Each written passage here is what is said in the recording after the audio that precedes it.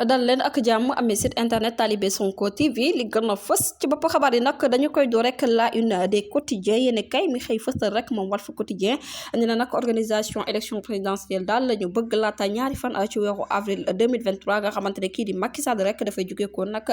ci bopp nguur gi ndax lii di élection kenn mënu koo fomm bu ñu ko fommee rek dafay daal di yokk lii di ab mandat yéeni kay bi di Walf Quotidien moom moo ko daal di koy fësal laneen li nga xamante ne rek yéeni kay bi daal dina koy fësal mooy agression bi nga xamante ne kii di Maimouna Ndour Faye daal dina koy dund rek ni ki guddik alxames jàpp aljuma mu ngeen ne fàng rek ci xatu njëkk yéenekaay bii di Walf Quotidien bu ñu jógee ko foofu nag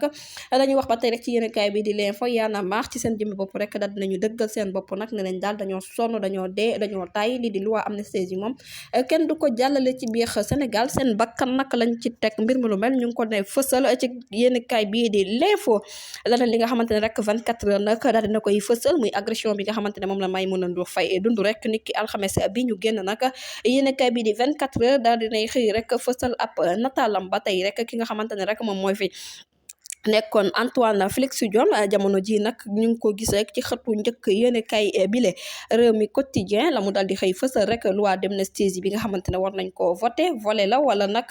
bois vert ak lépp lum ci mënti doon rek dinañu ci xam ba tey rek forum bu pays exportateur bu gaz nag ña ngay sàkku ci Sénégal mi nga xamante ne rek pays membre la mu daal di def nag ab observation ci boobulee mbir ba tey rek yéene kay bi di le public la mu daal di xëy fësal rek nee na nag journaliste bi nee nañ nag kan moo bëgg rek faat kii di Maimouna Ndour kan moo nekk ci ginnaaw jëf joolu yéen kay bi di le public moo ko daal di rek fësal niki tey jii ba tey rek ki nga xamante ne rek moom mooy maire bu Dakar Barthélémy Dias nag ma ngay naqarlu bu baax anam bi nga xamante ne rek moom la ñu daal di brutaliser kii di Maimouna Ndour Faye mi nga xamante ne rek moom moo nekk patron bu 7TV ginnaaw agression bi nga xamante ne rek daal dina koy dund ba tey rek yéen kay bi di laas na xëy fësal nataalu kii di Maimouna Ndour Faye mi nga xamante ne dañ koo agressé sauvagement ba tey rek yéen kay bi nag la mu daal di xëy fasalaat rek moo di ne nag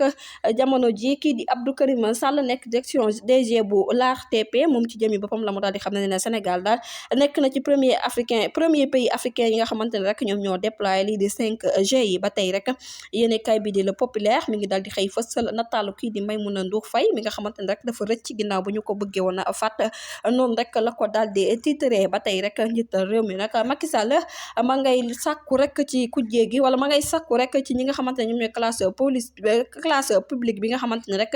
ña ngay dénoncé nag di sàkku ab justice ci mbir mu nu mel ba tey rek yéen kay bii di Sud Quotidien ma ngay sàkku rek ñu daal di amal liberté de la presse ci nu mu gën a gaawe ndax gis nañ ne nag ñenn ci journaliste yi rek dañ leen di faral di leen xoqatal ak métital mbir mu nu mel nag yéen kay bii di Sud Quotidien daal dina ci yëkkati enquête yéen kay nataalu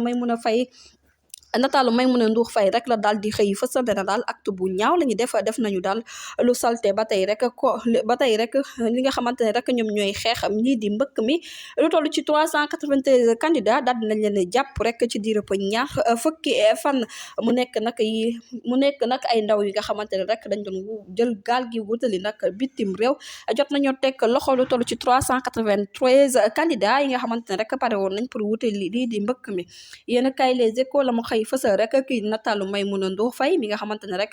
daanaka daal acte de barbarie dëgg rek la daal di doon ne la nag mbir mu nu mel dootuñu ko nangooti benn yoon ci biir réew mi kii di maître Abdoulaye Mboup moom nag dañ ko daal di rek arrêté ne nañ procureur moom moo ko daal di arrêté li waral boobule arrestation nag xamaguñ lan la yéen kay bii di grand place xëy fësal rek nataalu kii di Amadou Ba mi nga xamante ne rek ma ngay jox jigéen ñi nag lii di ab pouvoir moom Amadou Ba nataalam mu ngi ne fang rek ci xëtu njëkk yéen kay bi leneen li nga xamante ne rek moom lañ daal di fësalaat mooy Boy Niang ak rek Gaston Production nag jamono ji daal dinay décroché li nga xamante ne rek moom mooy seen boobulee combat ñu fàtt neen ba tey rek ca gaal ga tojoon foofu ca douane bu Saint-Louis juróom benn doomu aadama rek jamono ji daal dinañ leen teg loxo yéeni kay bi di l'évidence la mu xëy daal di koy fësal rek moo di nag vague d'indignation bi nga xamante ne rek moom moo lalu ci ginnaaw nag agression kii di Maimouna Ndour Faye moom la daal di rek fësal niki tey ji l'observateur yéeni kay moom itamit rek ki nga xamante ne rek moom mooy rëg ak kii di Boy Niang daal dinañuy fësal seen nataal nag ci xatu njëkk yéenekaay bi kii di Malick Daaf bu Jaraaf foot local nag nee na moom ci jëmmi boppam xam na bu baax kan mooy champion ba tey rek l'observateur la mu daal di xëy fësal mooy agression Maimouna Ndour Faye mi nga xamante ne rek jàpp nañ ne daal jëf ju ñaaw dëgg rek la ñu daal di def ba tey rek ci entretien bi nga xamante ne rek doon na ko sekk kii di président Daouda Ndiaye ne kii bu fekkee kii di Macky Sall ci jëmmi boppam rek dafa bëgg nag jeexal ci jàmm ak salaam lii di retraitam rek na ko daal di wax ba tey rek MINUSCO ki nga xamante ne moom mooy Khady Fall patron bu 4e contingent ma ngay waajal nag ab mission boo xamante ne rek diwaan bu Nations Unies la ñuy daal di dem ba tey rek dañuy dem ci yéene kaay bi di en relief moom nag ki nga xamante ne moom mooy chef tradition bu jaxaw bu seen ñoxobaay moom ci jëmi boppam rek daal dina yëkkati kàddu ginnaaw bu ñu ko installé ngir mu nekk nouvelle dynamique bu gestion boobule ba tey teral yéene kaay xëy fasa rek nataalu kii di Maimouna Ndour Faye mi nga xamante ne rek dañ ko daal di jam paaka anam bi nga xamante ne rek anam bu doy waar la mbir mu nu mel daal dina koy fësal ba tey rek tribune yéene kaay mbir mu nu mel daal xëy fësalaat kii di Maimouna Ndour Faye mi nga xamante ne rek daal dinañ koy jamate ba noppi rek gaañu métti ginnaaw bu mu defee ak émission doon wàcc mbir mu nu mel nag ña ngay sàkku rek ñu daal di ci indi ay libération yéene kaay moom tamit la mu xëy fësal rek nataalu kii di Maimouna Ndour Faye bés bi le jour moom itamit rek dikkaat na ci anam bi nga xamante ne rek moom lañu gaañee kii di Maimouna Ndour Faye ba tey rek l'éveil yéene kaay moom ci jëmmi boppam ne na agression bi nga xamante ne rek def nañ ko kii di Maimouna Ndour Faye jot na rek ñu daal di indi ay leeral rek ci kan moo nekk ci ginnaaw agression boobu ak ñi ko def rek ñu yóbbu leen justice ba tey rek l'Express yéene kaay la mu daal di xëy fësal mooy kàddu yi nga xamante ne Macky Sall daal dina koy yëkkati nag ñaar report élection présidentielle moom Macky Sall ci jëmmi boppam rek jot na waxtaan waaye nag dafa mel ni rek am na ab difficulté boo xamante ne dox na ci diggante ma kii di Robert Bourgui ba tey Dakar Presse yéene kaay la mu daal di xëy fësal rek juróom-ñaari charge yi nga xamante ne rek ñoom ñoo war a fixé datu élection présidentielle yi ak dialogue national ba la fa tukkee woon ki ñaar fukki fan ak juróom-benn ci weeru février 2024 bile ba tey bu ñu jugee ko foofu nag